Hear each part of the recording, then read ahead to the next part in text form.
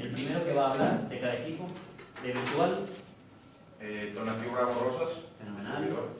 De San Marcos. Bianca Centeno. Bien. De Toluca. Alexis Cuca. Fenomenal. Y de Victoria. Fernando Martín. Fenomenal. Muchísimas gracias. Ahora sí.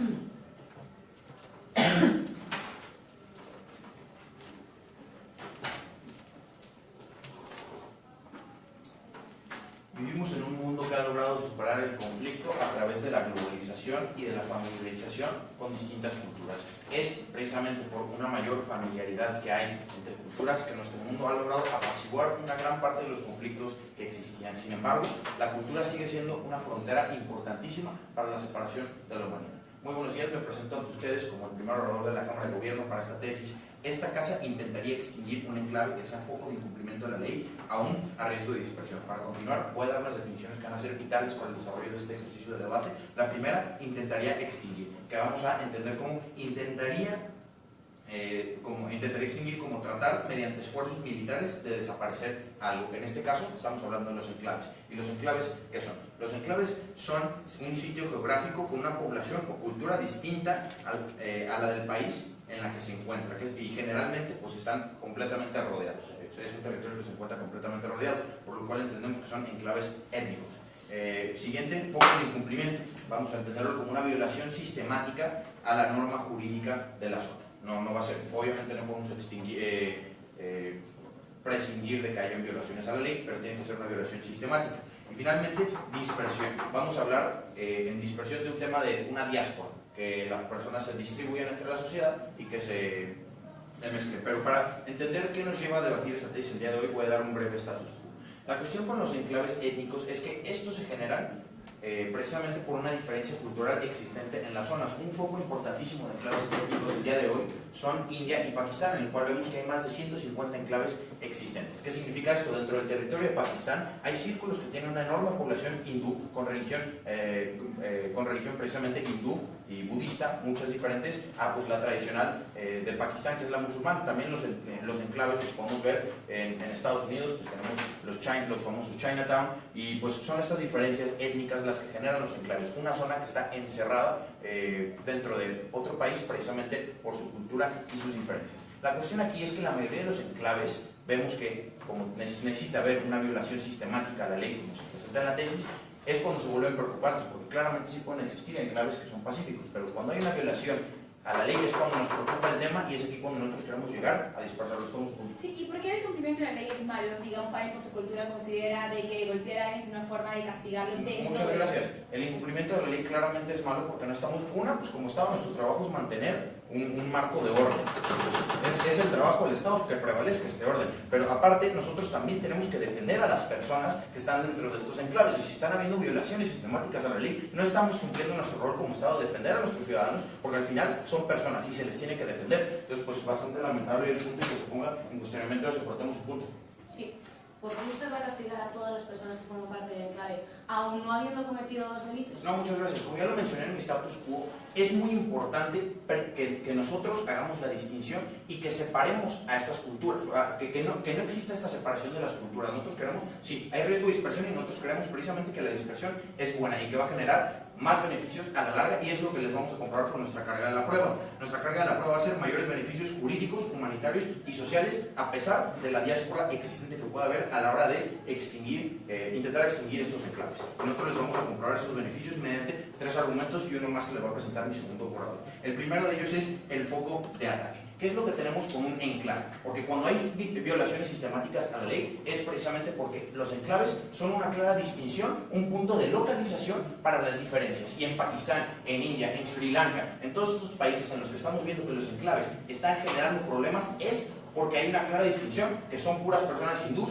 son puras personas pakistaníes viviendo en esta zona específica. Entonces los grupos terroristas que se ven en estas zonas pueden localizar fácilmente a estas personas precisamente porque viven en un enclave y se vuelven focos de ataque. Vemos claramente cómo los grupos terroristas en Pakistán, en Sri Lanka, pueden identificar a las personas precisamente porque viven en un enclave dentro de un territorio que no es el suyo. Y nosotros creemos que esto es completamente perjudicial. Y si estas personas, por vivir en un enclave, se convierten en un foco de ataque para estos terroristas, que por su misión es claramente diezmar y destruir a estas culturas, pues nosotros no queremos que sea este foco de ataque. Obviamente no estamos garantizando que dejen de haber ataques por parte de los terroristas, pero si eliminamos los enclaves, estamos quitándoles un foco de ataque, estamos evitando que se les pueda localizar precisamente por dónde viven y por la cultura a la que ellos están arraigados. Y creemos que precisamente porque son un foco de ataque, tenemos el razonamiento para poder intentar extinguirlos. Segundo argumento, en el cual vamos a hablar de una cuestión cultural. Los enclaves son un foco, son una zona encerrada que le permiten a las personas precisamente no tener que salir del enclave y porque ahí tienen todas sus necesidades. Y un gran ejemplo de esto son los enclaves latinoamericanos que hay en Estados Unidos. Las personas no tienen la necesidad de mezclarse con la cultura americana. ¿Por qué? Porque ya tienen a todas las personas que hablan español. Inclusive en muchos casos ni siquiera aprenden el idioma americano y se quedan toda la vida hablando español sin poderse integrar a la cultura americana, y nosotros creemos que esto es completamente perjudicioso. ¿Por qué? Porque si no hay una integración cultural a las personas que están viviendo en este país, claramente nuevamente se hacen muy evidentes las diferencias culturales existentes, pero también propiciamos un marco jurídico débil en el cual estas personas, por tener una cultura diferente, no se van a poder integrar a la sociedad. Y es precisamente porque estas personas que están en el enclave no se han integrado completamente a la sociedad, no se han integrado a la cultura del país, porque tienen todo lo que necesitan dentro de este enclave, es que nosotros creemos que dispersarlo, extinguirlo, es completamente beneficioso, a pesar de la diáspora que existe, porque estamos obligando a las personas a que éstas se adapten a la cultura, a que se integren, a que convivan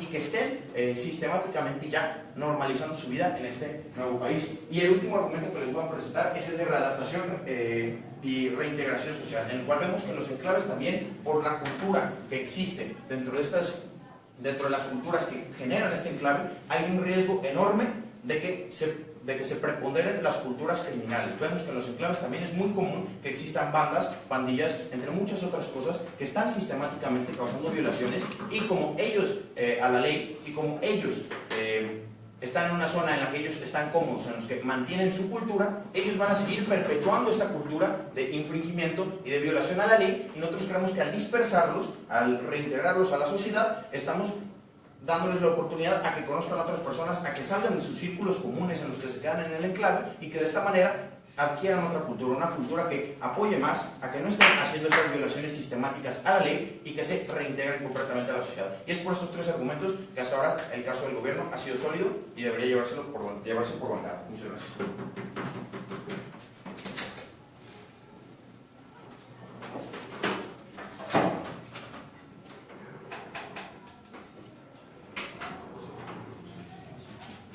Bueno, cuando quiera el líder de la exposición. Le di aquí.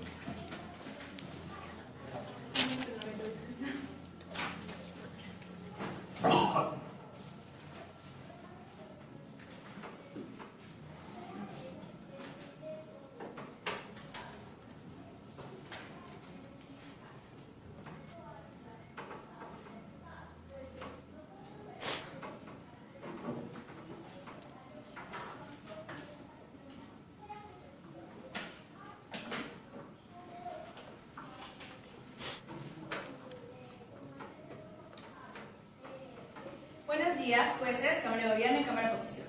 Tenemos un caso de la Cámara de Gobierno que nos parece muy curioso porque se propone algo, un problema. El problema es el divisionismo social que hay de ciertas culturas hacia las dominantes. Es decir, tenemos culturas dominantes, culturas recesivas, y aquí hay una disputa de poder. Lo que quiere implementar la Cámara de Gobierno es, vamos a reintegrarlas, atacándolas, obligándolas a que que se unan a la sociedad y de esta forma van a aceptar feliz la nueva cultura a la cual van a pertenecer, porque evidentemente no son víctimas del ataque de una cultura hegemónica dominante, que en este caso sería la central de gobierno del Estado. Pasaremos a refutar lo dicho por la Cámara de Gobierno para después presentar dos argumentos. El primero, que se llama dispersión versus extinción, y el segundo, que se llama círculo vicioso. A ver, nos habla prácticamente el primer argumento de los mayores beneficios jurídicos y sociales. Nos dicen claramente que los focos de enclave son espacios geográficos donde hay ciertas culturas, es decir, que se reúnen, que tienen una identidad, que se sienten en una formación y que en este lugar, en ese espacio geográfico, se violan, o bueno, en este caso incumple la ley. Como nosotros dijimos en punto de información, ¿por qué incumplir la ley es algo malo en primera instancia? Por ejemplo, en Arao Saudita, que una mujer ande sin velo, sería incumplir la ley. En Arao Saudita, que una mujer se dé un beso con alguien en la calle, eso es incumplir la ley. Nosotros consideramos de que hay prácticas culturales, por ejemplo, el derecho constitucionario, en la cual las culturas crean su identidad a través de diferentes prácticas que para tal vez la cultura occidental que nosotros tenemos puede ser vista de una forma errónea, es decir, que incumple la ley, pero no son malas per se, simplemente son gente que han, lamentablemente o no, para la deriva, nacido en un espacio geográfico, se han desarrollado en un espacio geográfico, han desarrollado su sentido identitario, y por esto nosotros consideramos de que extinguirlo violentamente, es decir, con militares, con un ataque directo a estos grupos sociales, no es la mejor manera de reintegrarlos a la sociedad. Porque existe la cara de prueba que se quiere proponer la Cámara de Gobierno. Vamos a demostrar que lo único que va a generar es que este grupo social se victimice y que se disperse, pero que cuando se disperse no lo haga en la sociedad que ellos quieren, es decir, el control del Estado, el gobierno, sino lo que va a ocasionar es de que se reagrupen en subgrupos culturales, es decir, entre ellos, y creen un revanchismo estatal, y esta vez ya no confíen en el Estado central, que supone que él los debe proteger, llegando en este caso a negociaciones, pero no atacándolos de una forma tan abrupta como sería militarmente, ¿no? Muchas gracias, una cosa argumental.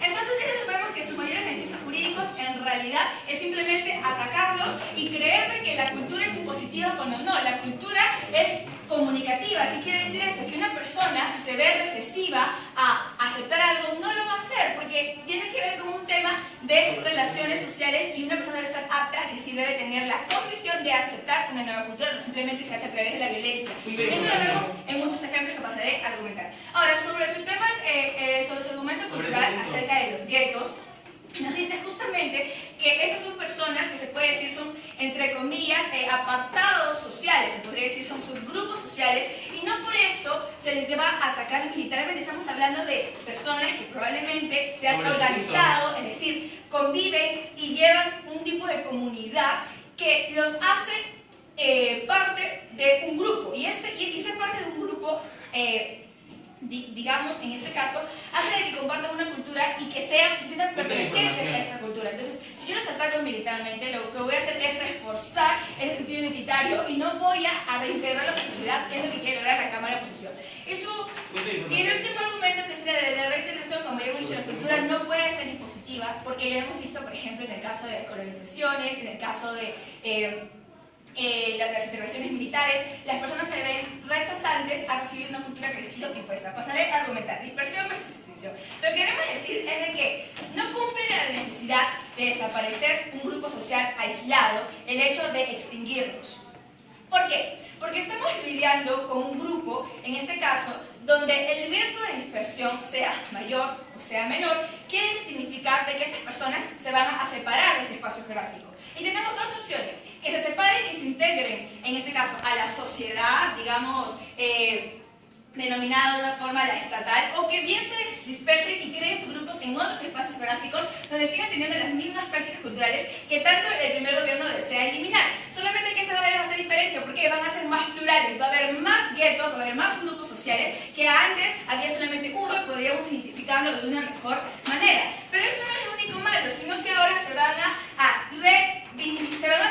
formar grupos que en este caso han sido atacados por parte del Estado militarmente y van a sentirse víctimas. Y cuando un grupo social se siente víctimas, lo que hace es reorganizarse para reivindicar a su grupo social. Y ahí es donde entra el problema, porque van a entrar con más fuerza, pero esta vez hay un sentido de lucha contra el Estado. Si tú has aceptado que son un grupo minoritario, ¿por qué van a quererse cargar a la mayoría cuando claramente les representa un mayor daño a su bienestar? Ya, muchas gracias. Creo que usted no ha entendido el punto que estamos tratando. Un grupo sea minoritario o no sea minoritario, cuando lo vas a tratar de extinguirlo, como usted lo definió como espacio geográfico. Los espacios geográficos existen en todo el mundo. Yo como grupo social puedo salir de ese espacio geográfico, pero evidentemente estas personas que han sido atacadas pueden encontrar otras zonas locales donde reagruparse en diferentes grupos y va a haber más guetos en vez de solamente uno central. No, muchas gracias. Entonces con esto queremos demostrar que la medida que ellos proponen no es idónea ni suficiente para resolver el problema, ni siquiera es necesaria, porque lo único que va a ocasionar es que haya más grupos sociales y que el Estado tenga que lidiar con más problemas, como lo ha delimitado la Cámara de Gobierno. Dígame. Usted menciona que los guetos no son espacios malos, son espacios de integración de las culturas, pero ¿qué pasó con el gueto de Varsovia? Ya, muchas gracias. Como ya hemos dicho, existen estos espacios que si bien incumplen la ley, y es donde va mi segundo argumento, que es el círculo vicioso. Hay otras medidas en las cuales se puede combatir mejor el problema de los guetos, que como usted dice puede hacer daños a otras personas, a otros grupos sociales. Y eso significa a través de las negociaciones. ¿Qué quiere decir esto? Yo como gueto no te voy a invisibilizar, no te voy a victimizar, sino te voy a reconocer un estatus dentro del espacio geográfico. Pero eso reconocer estatus significa dejar hacer lo que tú quieres. Significa que vamos a negociar para vivir en convivencia. ¿Qué quiere decir esto? Como lo que pasó, por ejemplo, en la FARC, Colombia. Como este grupo social tenía tanto poder, no se podía simplemente el Estado imponer, porque aparte de que tenían poder, teníamos un límite militar. ¿Qué quiere decir esto? De que si los atacaban militarmente, igual estas personas iban a buscar reunirse en otros espacios y seguir con esos lazos sociales. Entonces, ¿qué pasa? El Estado trató de negociar, reconociéndole su estatus que tenía para llegar a un consenso, porque fue la mejor forma, en este caso, de lidiar con este problema a través del acuerdo de paz. Otros consideramos de que a través de las disposiciones y un Estado que no se vea impositivo, ni autoritario, ni violento, es la mejor manera de tratar con estos grupos sociales. Con eso claro. Muchas gracias.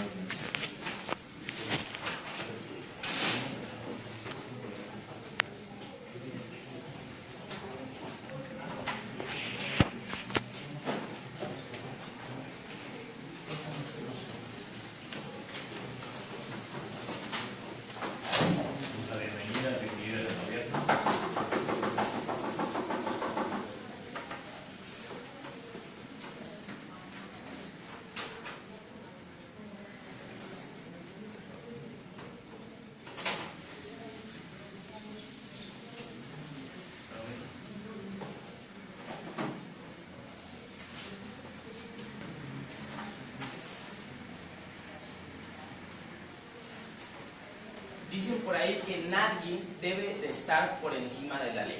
Me presento ante ustedes como el vicelíder de la Casa de Gobierno, en el que mi labor va a ser refutar lo anteriormente vertido por la líder de oposición, reforzar el caso ya dado por mi anterior orador y presentar nuevo material argumentativo para abonar a este debate. Y bajo ese orden de ideas, empecé con esa frase, ya que en algún punto de información que no se me concede en ningún momento, me sienta, quería preguntarle si debe de haber sujetos privilegiados, sea cual sea su situación, que puedan estar por encima de un marco legal ya previamente establecido en un estado, que ellos aceptan formar parte, que ellos viven ahí, que ellos tienen son parte del contrato social entre población y gobierno, que se acatan a un marco jurídico, y si debe de haber estas personas privilegiadas que pues puedan estar por fuera de la ley, porque ellas nos dicen, no, es que en algunos casos la ley es mala, la ley no es justa, pero ellos están acatándose a esta ley al vivir en este estado, a una ley que es la que acepta la mayoría de las personas,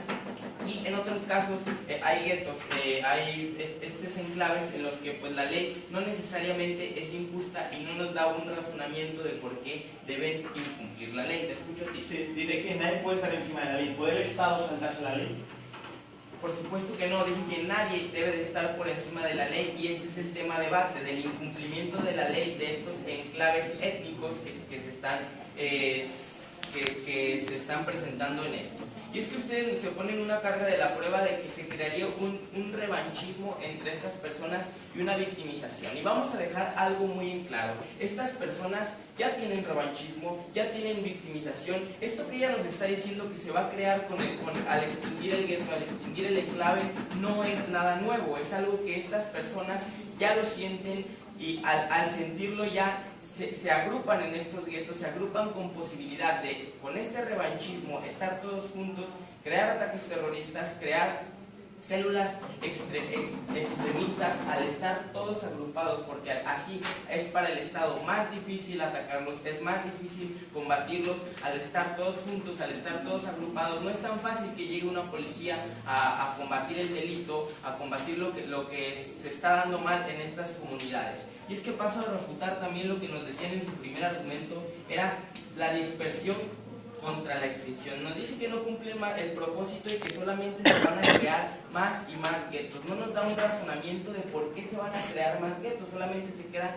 en una afirmación gratuita de que si extinguimos un gueto van a aparecer 2 o van a aparecer 4, como si fueran algún tipo de plaga, lo cual no es así. Aquí estamos hablando de extinguir estos guetos como labor del Estado, y no nos dice por qué se van a ir creando más y más guetos, sino que va a haber una dispersión, más bien una dispersión de estos habitantes entre la sociedad, porque si se van creando guetos más chiquitos, guetos más pequeños, pues va a ser más fácil para el Estado ir a extinguirlos y no se van a ir creando más, como nos hace creer la anterior oradora. Y nos habla también en su siguiente argumento de las medidas de negociaciones, y ahí nos hace, en el de las medidas de las negociaciones, nos hace una comparación con el caso de las FARC. Vamos a dejar también muy en claro por qué no es atingente y por qué este caso pues, no va con lo que nos dicen. Las FARC no tenían estas diferencias étnicas, diferencias culturales que se explican en esta moción. Las FARC eran un conflicto político, no eran diferencias étnicas, era muy distinto el caso de las FARC al caso de un enclave diferente, como nos dice el anterior orador, de un enclave pakistaní en la India, un enclave hindú en Pakistán o en Sri Lanka, etcétera, etcétera, a un conflicto político que fue el de las FARC. Entonces las negociaciones no serían eficaces en este caso. ¿Por qué? Por las diferencias culturales tan grandes que existen entre una parte y otra parte. ¿Opinas lo contrario? Le explico por qué vamos a tener nuevos actores en el conflicto. Porque cuando realmente hay erosión cultural, lo que sucede es que cuando tú atacas a una cultura, personas que ya no se sentían parte de esa cultura, refermecen su identidad y reivindican su identidad. Siéntate, ya expliqué eso claramente, cómo estas personas ya tienen este resentimiento ya existe y son un foco problemático con esto. Y refuerzo con esto el argumento de la readaptación para readaptar e reintegrar a estas personas con la dispersión, porque es muy difícil que la policía pueda combatir delitos que se dan en estos guetos, que se dan en estos enclaves, porque si llega la policía, es como ahora sí dando una analogía en México, en Tepito, si llega la policía, no entra la policía a su barrio, igual a este barrio no entra la policía, es muy difícil. Es más fácil tenerlos dispersos y poder atacarlos individualmente y no como un crimen organizado que son actualmente al violar sistemáticamente la ley, como lo dijimos en nuestras definiciones que nos aceptaron. Y ahora presento el siguiente argumento, que es un beneficio también para las poblaciones de este enclave, para los habitantes de este enclave, y es el alejarlos de la marginación. Es aceptado por las dos cámaras que hay una marginación para estos enclaves, para estos guetos.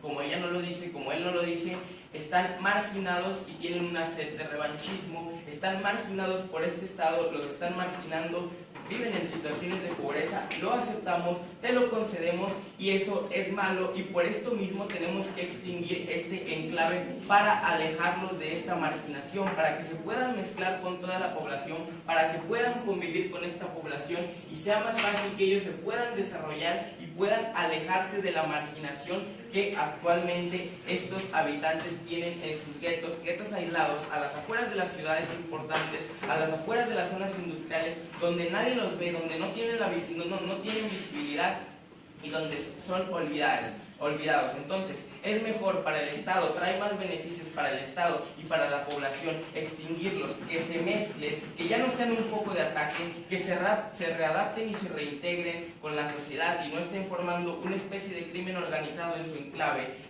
que se alejen de la marginación y que vayan desapareciendo o vayan congeniando estas diferencias culturales poco a poco, como lo dijo mi anterior orador, se vayan mezclando con estas poblaciones y se vaya bajando esta sed de revanchismo que más bien se acentúa cuando están marginados en un gueto, cuando están olvidados, cuando están a las afueras de la ciudad y no cuando los reintegramos, cuando se dispersan en la población y que los que son delincuentes los tengas más fácil de ubicar y no te ataquen cuando entres a su gueto, te maten y no pueda entrar la policía. Si no, entonces con estos argumentos que les estamos mencionando, es que hemos logrado probar que hay más beneficios de extinguir este gueto que perjuicios de extinguir este gueto aún con el riesgo de la dispersión.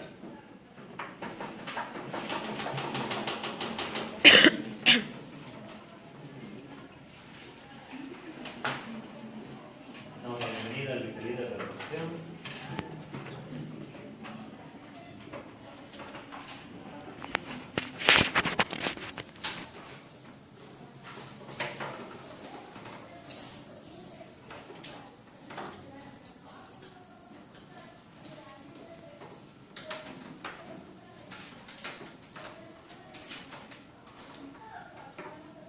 Bueno, voy a comenzar refutando primero al último orador, luego a la cámara que nos precedió. También, y luego comenzaré a reforzar lo mencionado por mi cámara respecto a la dispersión, que es sumamente perjudicial, el perjuicio de la dispersión, y el segundo argumento que es la relatividad de la ley y el cambio social. Bueno, para comenzar, el asunto de los sujetos por encima de la ley. Claramente una persona no puede estar por encima de la ley, pero lo que pasa es de que estos grupos étnicos que ellos proponen como definición son grupos étnicos reconocidos por las organizaciones internacionales como la ONU, que con el convenio 169 reconoce algún tipo de independencia o autonomía de un corpus legal en claramente los grupos étnicos, como ya sean los grupos nativos o merindios. Entonces, vemos de que los estados reconocen ese convenio y como tal reconocen de que sí existen variantes culturales que debe hacer que el juicio o el juicio de cada una de esas personas debe ser diferente al juicio que se le aplica a una persona que sí está introducida totalmente en este mundo urbano. Con eso nosotros consideramos que realmente considerar, por ejemplo, al momento de decir que realmente estas personas aceptan formar parte de un estado, le estamos cayendo en un error, en una falacia, en la medida de que los grupos culturales, en la mayoría de los casos, por lo que ellos proponen, como el revanchismo que existe por colonización, por cuestiones de conflicto, ellos no reconocen su aceptación, y por lo cual cae su premisa en la cual ellos sí aceptan su participación en ese estado. Por ejemplo, los grupos étnicos amazónicos, los grupos quechos, aymara, o incluso los grupos amazónicos que no tienen contacto con el estado, no contactados o de libre o de independencia como tal, ellos no reconocen. Entonces, ¿cómo los vamos a introducir en el corpus legal que tiene realmente un estado como puede ser la República Peruana o la República Colombiana? Lo que vemos ahí claramente es una cuestión de contradicción. Ahora, respecto a la cuestión de ¿por qué realmente vamos a tener nuevos actores? ¿Por qué va a expandir o se multiplica, como fue mencionado por mi compañera? Claramente, cuando tú atacas a una cultura, a un grupo étnico, eso causa victimización.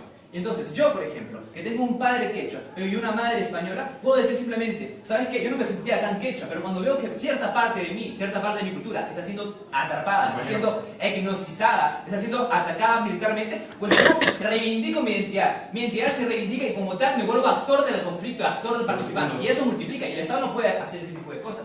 Ahora, respecto a lo que les mencionaba, de que tenemos que introducirlos. Tenemos que introducirlo porque nosotros somos moralmente y culturalmente superiores a ellos. No sabemos por qué. No nos han demostrado por qué nosotros, o nuestra cultura es superior, o nuestro corpus legal es mejor al de ellos. Porque ellos tienen una cosmovisión y un sentido étnico de la mentalidad totalmente diferente a nosotros. Entonces, cuando nos hablan de protegerlos, hablamos de que vamos a protegerlos según nuestros principios de lo que es la protección.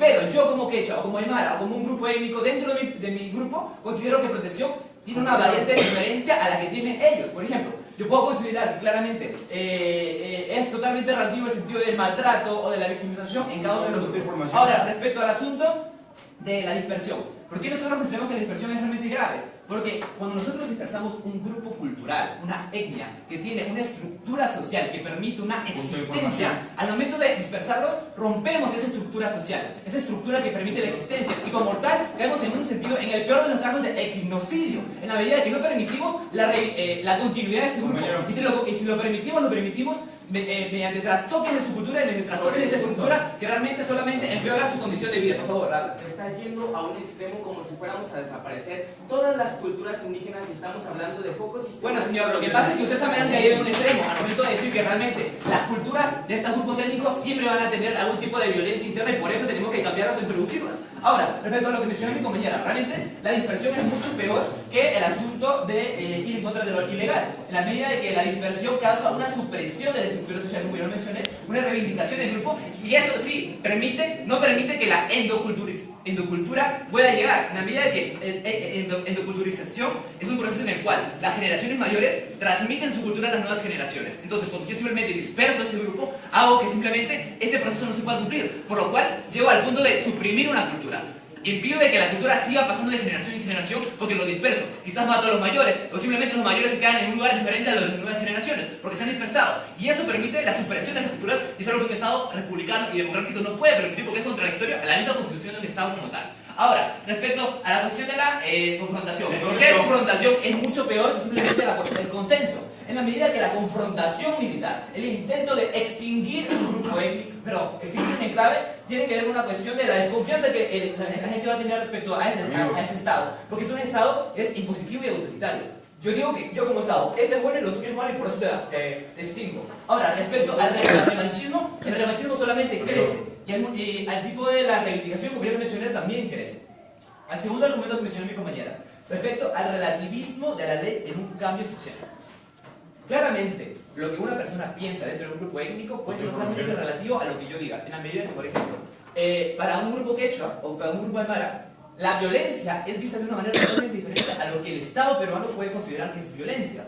Una mujer puede considerar que quizás algún tipo de acto no es violento hacia ella, pero el Estado peruano puede considerar de que sí es violento y que la persona que lo está cometiendo debe morir, o simplemente debe ser extinguido, o simplemente ese acto debe suprimirse. Pero si la persona se siente bien con ese acto, se siente parte de un grupo, se siente culturalmente parte de algo, y esto permite una realización propia, no nos explican hasta qué, por qué yo tengo que negar esa realización cultural y suprimir, imponiendo etnocéntricamente mis ideas como Estado. Por favor.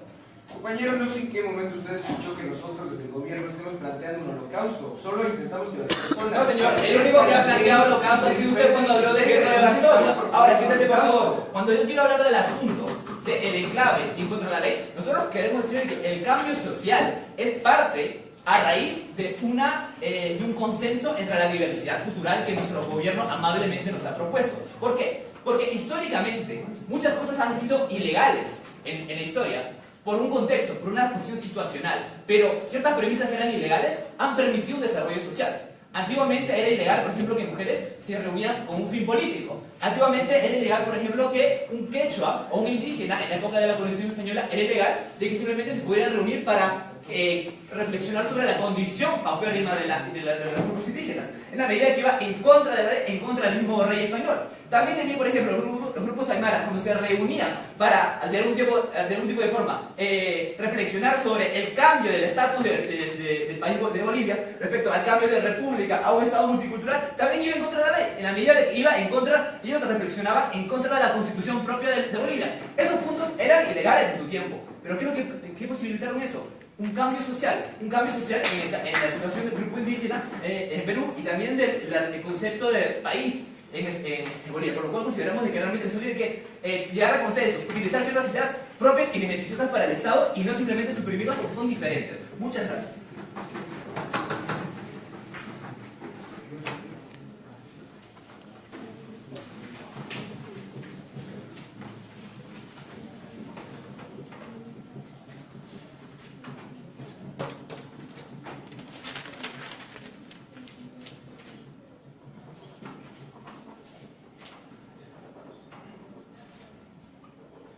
Muy buenos días, damas y caballeros. Bien, tal parece que los compañeros de la oposición no están conscientes de la noción que nosotros estamos hablando. Nuevamente se lo repito. Esta casa intentaría extinguir un enclave que se apoca al incumplimiento de la ley a un riesgo de dispersión. Y quiero comenzar refutando los escuetos argumentos sin sentido, prácticamente, que encontré del anterior orador y de su antecesor. Menciona que los estados reconocen un tratado de la ONU. Déjame decirle que los tratados internacionales son opcionales. No todos los estados tienen que firmar forzosamente ese tratado porque son estados soberanos. Son estados que no dependen de nadie más y que es su decisión si ellos deciden firmar o no firmar y respetar o no respetar estos tratados. Entonces, a su argumento totalmente se cae. Número 2. Menciona que estos grupos son autónomos, pero déjeme decirle que esa autonomía no quiere decir que esos grupos estén por encima de la ley. Entonces, estos grupos deben acatar la ley y no sentirse superiores ante la ley, porque en este caso el Estado de Derecho no se está garantizando, en este caso el Estado de Derecho no se está formando lo que realmente es, y entonces no se está respetando la ley, y por ende estos grupos serán mejores que gobiernos, pesarán más que gobierno. Claro que no debe de ser de esa manera. Por su punto no es correcto. Adelante. Señor, se llama convenio, no se llama tratado. Y bueno, luego, ¿cuántos países pertenecen a la ONU? ¿Cuántos no pertenecen? Solamente Vietnam y Cuba no pertenecen a la ONU. Son excepciones, y eso, si no lo reconocen, entonces no quiere decir que todos los países deban de cumplirlos. Número 3. Bueno, además que no dejo conceder los puntos de información, quisiera mencionar. En ningún momento se está diciendo que nosotros, o que en este caso el gobierno, va a aplastar o que va a atacar su cultura. Lo que se está pidiendo es que respeten la ley, que respeten este foco que tal vez, si después de tanto tiempo no se ha respetado, pues ahora que se está respetando. Y en el caso de que no lo puedan respetar, entonces que se termine extinguiendo. Bien, quisiera hacer un reenfoque sobre este punto de determinar los enclaves. Bien, vamos a pensarlo de manera internacional. España tiene un enclave dentro de Marruecos. Son islas que en este caso son amuralladas, pero pertenecen a España, pero se encuentran dentro del territorio marroquí. Esto quiere decir que España tiene que gastar millones de euros para que estos enclaves, estas islas que posee, sean propiedad de España y que tengan la misma calidad de vida y la misma seguridad que podría tener en España. Sin embargo, al estar rodeado de un territorio totalmente desconocido, bueno, sí conocido, pero no comparten la misma cultura, no comparten las mismas, tal vez, idioma y costumbres, entonces no se sentirán identificados y será más costoso. Además, ¿qué no nos garantiza que este incumplimiento que se está teniendo también sea fiscal? Al ser que estos enclaves se encuentren dentro de un territorio, puede ser que ese territorio aledaño pague menos impuestos y por ende los habitantes de ese enclave puedan salir hacia otros al territorio aledaño y comprar cosas y evitar impuestos. Entonces, el gobierno dueño de ese enclave está gastando el doble de lo que debería de gastar en ese enclave internacional. Su punto. Bien, lo primero es que no es verdad nada de lo que está diciendo sobre de Melilla y se lo explica a mi compañero. Y lo segundo es que me puedo explicar ya por qué es bueno, por qué es positivo que el Estado castigue a todo el enclave entero cuando no todo el enclave ha cometido los incumplimientos de la ley. Por favor, ¿por qué está justificada esa acción? Estoy primero refutando y posteriormente comenzaré con la argumentación. Bien, quisiera mencionar en el primer argumento el choque cultural. Se menciona que el choque cultural por parte de la oposición va a ser que ellos van a sentir resentimiento, van a sentir cierta, no sé, desesperación. Este choque cultural va a ser bueno, ¿por qué? Porque al permitirse la dispersión, esta gente que se encuentra dentro de estos grupos, de estos enclaves, van a poder salir y van a poder reintegrarse. Además, quisiera mencionar que el enclave generalmente siempre es una parte colonizada por otra parte, por otro estado, por otra entidad. Entonces, todavía no son totalmente compatibles, todavía esas costumbres todavía no son al 100, hacen un enlace. Entonces, al no tener un enlace, no terminan de congeniar, permitir que salgan y puedan conocer, va a tener una mayor integración entre todos y no solamente se queden en un solo punto sin poder convivir con la demás gente. No consideré más puntos. Muchas gracias. Bien, como lo he mencionado, el enclave puede ser una fuga de impuestos dentro de estos estados. Vamos a suponer, en el caso del enclave en España. En España se paga en euros. En Marruecos se paga en otra moneda. Se supone que el nivel de vida en España y en Marruecos es muy diferente, obviamente. Entonces, si un español decide salir a Marruecos a comprar, no sé, supongamos que va a comprar, en España cuesta un refresco 1 euro, y puede ser que en Marruecos puede costar la mitad. Entonces, esa mitad que el gobierno debería tener como ganancias, ¿no?, para que ellos puedan invertir dentro del territorio español, entonces se está quedando en el territorio externo y no podría ser aprovechado.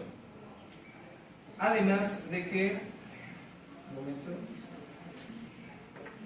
no podría tener una integración económica totalmente y estaría gastando el doble. Además, he de mencionar que no solamente un enclave puede ser terminado de manera militar. sino también, en este caso de enclaves internacionales, estas personas obviamente no van a llegar siendo, ser aplastadas militarmente porque son parte del mismo país, sino pueden ser repatriadas al país de origen y que pueda tener una mejor integración con el territorio que está cerca, que es un territorio más grande, una federación más grande, y puedan convivir dentro de ese mismo territorio. Y es por eso que nosotros, dentro del gobierno, estamos totalmente de acuerdo que nosotros hemos ganado este debate y que los argumentos son contundentes y debemos de terminar con estos enclaves a nivel internacional y también dentro de los propios países. Muchas gracias.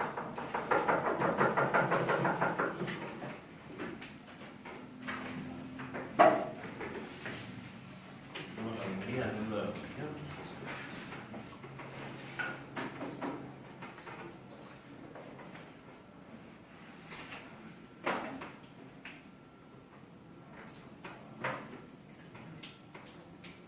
Buenos días, estimado panel. La Cámara Baja de la Oposición quiere dar un enfoque distinto a este debate.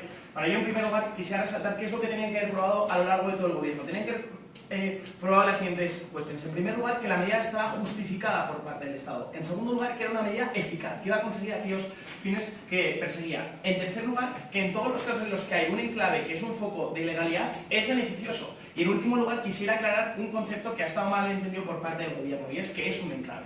Porque un enclave han definido ellos como un enclave de naturaleza colonial. Esto no es del todo cierto. Se puede generar, como por ejemplo en ciudades como París, como Madrid o como Londres, enclaves frutos de la migración, en las que conviven personas que delinquen y personas que no delinquen. Y esto es un fallo de sus premisas que va a arrastrar toda su argumentación, como a continuación procederé a señalar. Bien, en primer lugar, quisiera refutar los siguientes argumentos. Decían que iban a ayudar a redactar a esta población. Y decían lo siguiente, que es mejor, bueno, en primer lugar, que la policía no puede entrar en estos enclaves, lo cual, bueno, creo que no es del todo riguroso en la medida en que la policía se financia por parte de los estados, los cuales tienen muchos más medios económicos que no esos enclaves que están, como ellos mismos decían desde la Cámara Alta, formados por minorías poblacionales. Por lo tanto, el argumento de que cuantitativamente es más poderoso un enclave que el Estado no es verdad. Pero en segundo lugar decían que era más fácil coger a esos delincuentes que viven en esos enclaves si estaban dispersos que si estaban juntos dentro del enclave. Bueno, aquí yo creo que hay una falta de nexo causal y de una inferencia que no es rigurosa en la medida en que ustedes que creen que es más fácil que un Estado persiga a toda la población dispersa, imaginemos en el estado de Guatemala, dispersos en distintos pueblos, distintos en distintas aldeas, o si tienen localizada a toda la población dentro de un lugar, ir a por ellas en un gran ataque policial. Por lo tanto, su argumento de redactación y de foco de ataque queda fuera de debate. En segundo lugar, decían que era un argumento para alejarlos de la marginación. Bien, aquí queremos introducir una vez más que no todos los enclaves están formados por gente que esté poco integrada, y les voy a poner un ejemplo. Miren, dentro de Madrid hay un pueblo que se llama Leganés. Está formado principalmente por una mayoría cultural ecuatoriana. Y dentro de esa mayoría cultural ecuatoriana hay gente que delinque, y esa gente está fuera de la ley. Nosotros no estamos de acuerdo en que cumple la ley, pero hay muchas familias que gracias a que viven en una zona con pocos costes económicos pueden tener mayores oportunidades laborales y gracias a eso hay beneficios porque viven ahí. Por lo tanto, lo que ustedes tienen que haber demostrado es por qué dentro de un enclave que está formado por personas que incumplen la ley y personas que no incumplen la ley se tienen que intervenir, además militarmente, para erradicar a todo el enclave. Sí. Pero es que además, ustedes decían, y este argumento como no se refutó, quisiera refutarlo, que es que en España hay dos enclaves que son Ceuta y Melilla y que hay una especie de argumento de impuestos. Bien, en primer lugar, una matización, y es que Ceuta y Melilla son ciudades regionales, no son enclaves. En segundo lugar, es que las especialidades fiscales se establecen, siéntese, ya no no siga insistiendo, se establecen, uno, en los convenios de doble imposición entre Marruecos y Ceuta y Melilla, y dos, porque son ciudades que, al igual que las Islas Canarias, tienen una serie de dificultades y se les beneficia fiscalmente, por lo tanto son beneficios fiscales totalmente distintos. Todos sus argumentos quedan fuera del debate. Y a lo largo de mis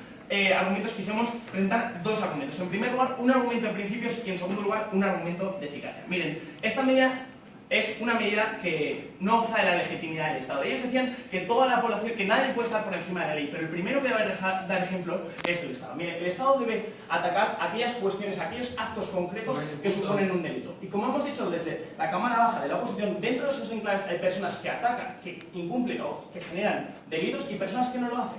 Y por lo tanto, hay una falta de legitimidad, una falta de cumplimiento del Estado de Derecho si ante un ataque concreto tú atacas frente a un colectivo. ¿Y por qué? Porque estos enclaves están formados por razas, por etnias, por religiones. El mensaje que está mandando el Estado es que ante un incumplimiento de diferentes personas, incluso podemos reconocer que una mayoría de personas dentro de ese enclave tenemos que atacar a un colectivo concreto, a una raza, a una cultura. Eso va choca frontalmente con el deber del Estado y con sus principios. Pero es que además no solo esto es un gran impacto, sino que es que además hay una falta de proporcionalidad por varios motivos. Y es que ellos asumen desde el primer momento que el tipo de delitos o el tipo de incumplimiento de la ley que se produce en estos enclaves es siempre, pues no sé, de asesinatos, de muertes, pero no tiene por qué ser así. Ellos hablan de Chinatown. ¿Cuál es el tipo de delitos que se habla en Chinatown? Delitos fiscales, delitos laborales, personas que están explotadas porque trabajan más horas. Ustedes lo que me están diciendo es que porque hay personas que en este tipo de enclaves, por ejemplo, trabajan sin contratos, no pagan impuestos, se tiene que enviar a las Fuerzas Armadas para erradicar a toda la población que vive en ese enclave y ni siquiera han tenido por qué cometer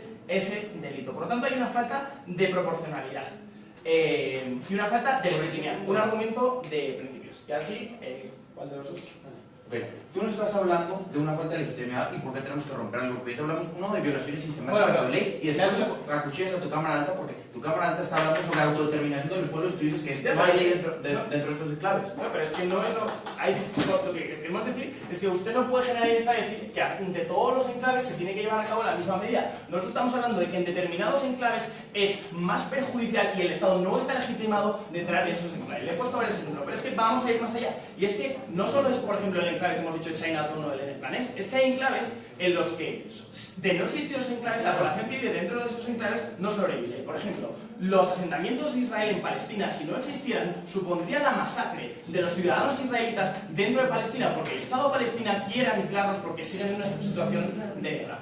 Por tanto, ¿qué hacerá el argumento de principios? En segundo lugar, un argumento de consecuencias prácticas, un argumento de ilegalidad. Bien, ¿qué es lo que sucede con las personas que están dentro del enclave? Puede haber dos situaciones. Aquellas personas que han cometido los delitos y aquellas personas que no han cometido los delitos. Aquellas personas que han cometido los delitos ahora se dispersan. Por lo tanto, es más complicado buscar a estos delincuentes. Por lo tanto, el fin que justificaba o que en teoría justificaba esa intervención no se cumple. Ahora es más difícil perseguirles y por lo tanto es ineficaz. Pero en segundo lugar, también se radicalizan porque el mensaje que se les manda es: usted estaba viviendo en una zona, no te quiero, te obligo a cambiarte de casa y por lo tanto yo me vuelvo. Hay un efecto rebote contra el Estado. Pero es que además hay un segundo tipo de personas, son los que viven dentro del enclave y no han cometido el delito. ¿Qué es lo que supone? Que el mensaje que les manda el Estado es el mismo, es: tú formas parte de un colectivo étnico o religioso y porque otros han cometido un delito voy a ir también a por ti. ¿Qué es lo que sucede? Un efecto rebote. Esas personas se radicalizan y son personas que sin necesariamente han delinquido, se acercan a esas personas que sí que habían delinquido porque les acogen y pueden radicalizarse. Pero es que además también hay un efecto en el resto de la sociedad civil. ¿Por qué hay un efecto en el resto de la sociedad civil? En primer lugar, porque el mensaje que manda el Estado es que no cumple la ley rigurosamente. El cumplimiento de la ley rigurosa supondría que ante un delito se ataca contra esa persona. Sin embargo, el mensaje que se manda desde el gobierno es que ante un incumplimiento de un grupo se ataca contra un grupo aún mayor, aunque no haya sido un delincuente. Por lo tanto, es un argumento de ineficacia porque no evitan lo que persiguen y generan perjuicios, además de una falta de legitimidad y de proporcionalidad. Muchas gracias.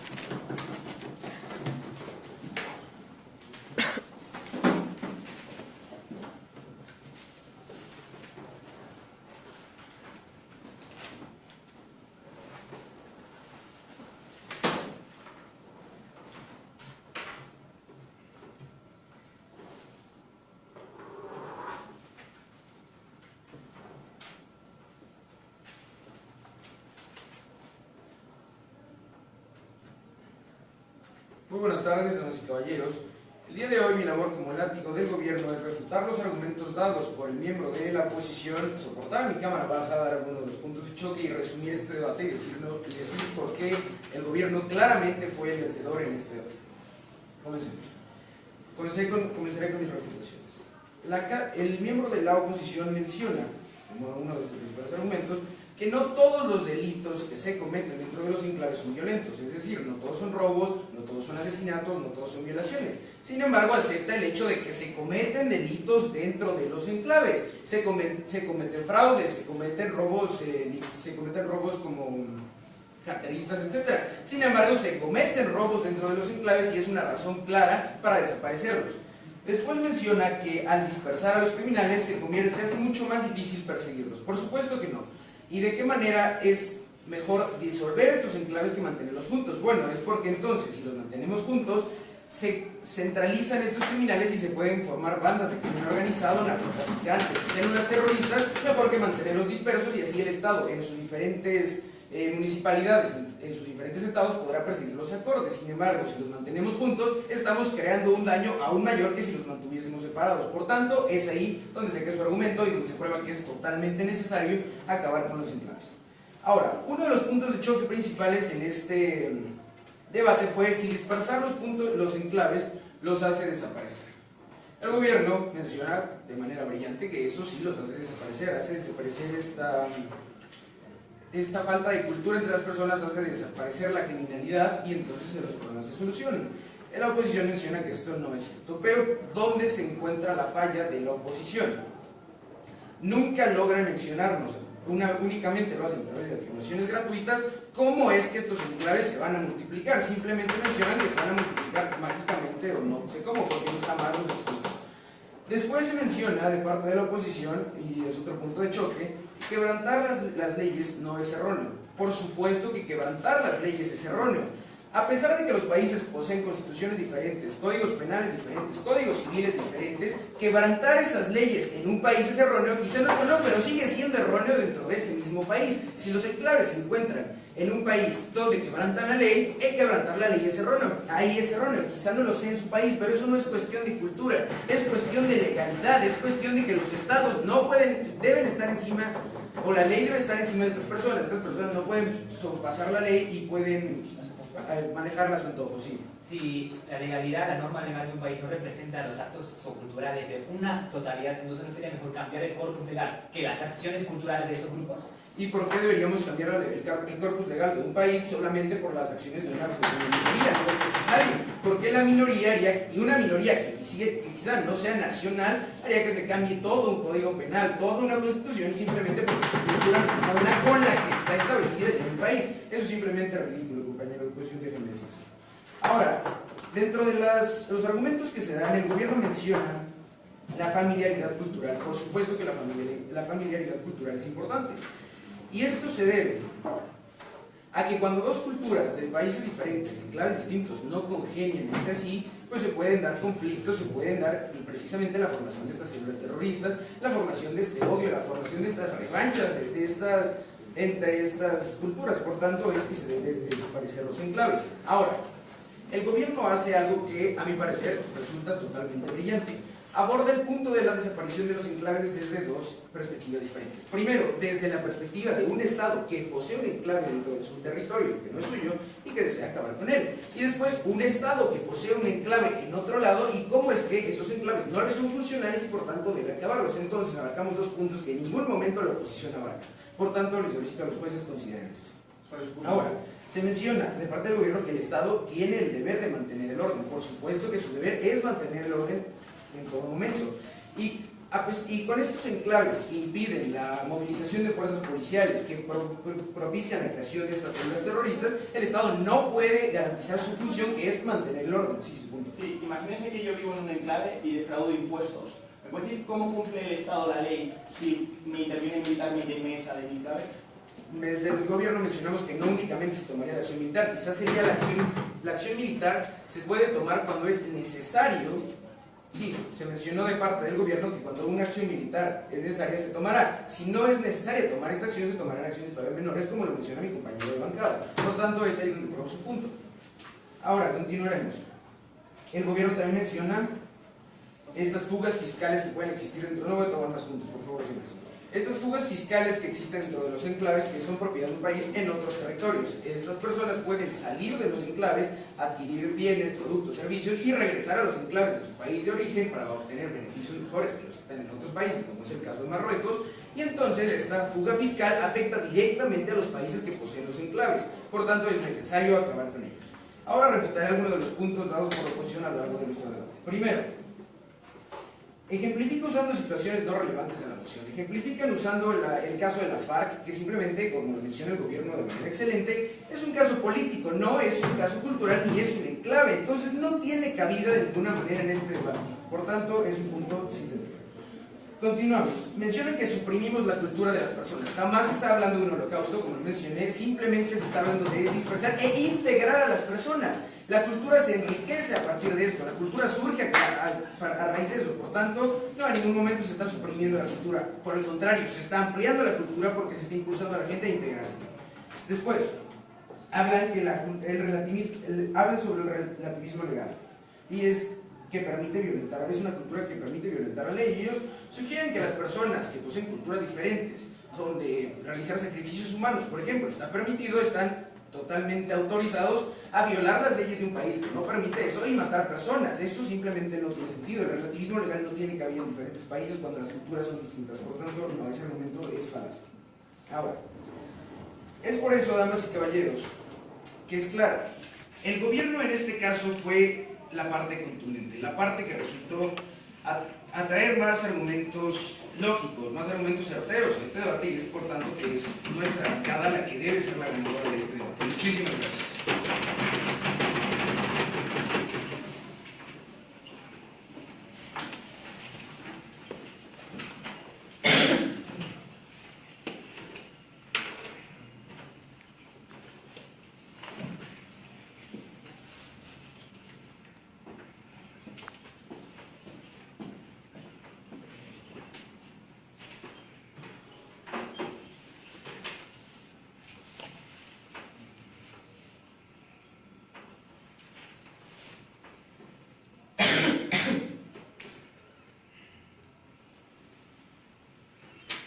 Buenos días. Hay dos preguntas en este debate que deben ser contestadas y que una vez contestadas dan la victoria a la Cámara Baja de la oposición. La primera, ¿debe el Estado extinguir un enclave por incumplimiento de la ley? Pregunta esencial. Pregunta número 2, incluso en el caso de que el Estado debiera extinguir dicho enclave por incumplimiento de la ley, ¿es eficiente dicha medida en la resolución del problema que planteaba el primer gobierno? Claramente, las dos preguntas, la respuesta es no.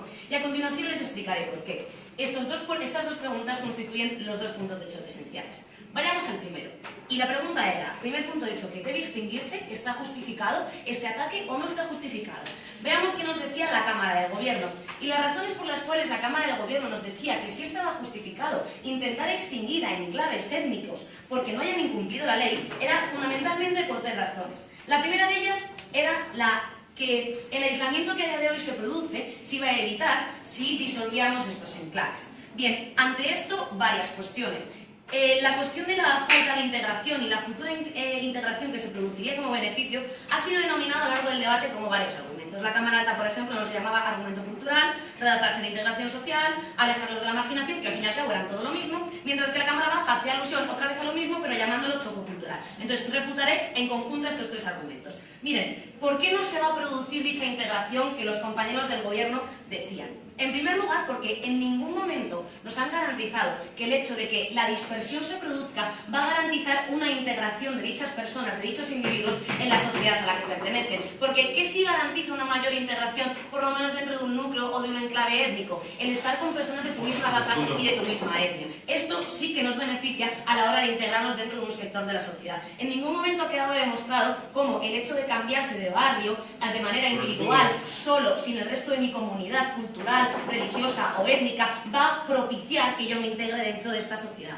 Y es que, de hecho, como ya les hemos dicho, el hecho de que existan dichos enclaves étnicos es positivo. ¿Por qué? Les voy a poner el caso para que lo vean muy claramente. Como ya he explicado, no de momento, como ya ha explicado mi compañero Fernando. Miren, si yo emigro a un país y imagínense, pues por ejemplo, el caso que contaba mi compañero, yo soy ecuatoriana y voy a Madrid, al barrio de Leganés, a emigrar a esa zona.